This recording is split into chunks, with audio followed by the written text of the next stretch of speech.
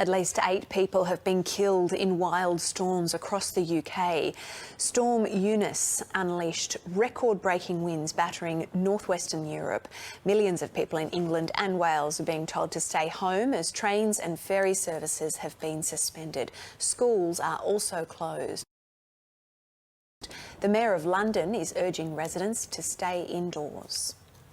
Stay indoors. Storm Eunice is the worst storm we've faced in 3 decades. It's really important we don't inadvertently put ourselves in harm's way by being outdoors. So I think us erring on the side of caution, hopefully, will lead to a situation where there aren't examples of people being injured.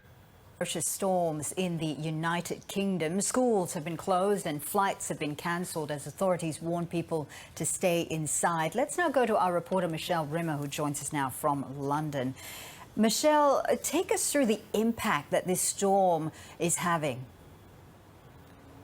Well, overnight and early this morning, some rare red weather warnings were issued, and that indicated that Storm Eunice posed a risk to lives. Up until early this evening, it appeared that we'd avoided the worst, but within the last couple of hours, the death toll has grown. We know of at least one woman in her 30s who has died here in North London, very close to where I am now. She was driving her car and a tree fell on it. At least another 2 men in England have also died, one in his 20s. There's a council worker in Ireland. He was clearing debris from a street when another tree also fell on him and he died. And we've now heard reports that at least 3 other people in the Netherlands have also died, and that's due to falling trees. Now, in addition to that, there have been people that are injured, and there's also been issues with infrastructure and incredible travel chaos. So hundreds of flights have been grounded, trains have been ground to a halt, schools have closed, and we know of at least 200,000 homes in the United Kingdom that have experienced power failures. Some of those outages persist. And in addition to that, there have been some major damage to buildings. The O2 Arena here in London, that has had its roof torn off, so that's a fabric roof, and major incidents have been declared throughout England in addition to that O2 Arena.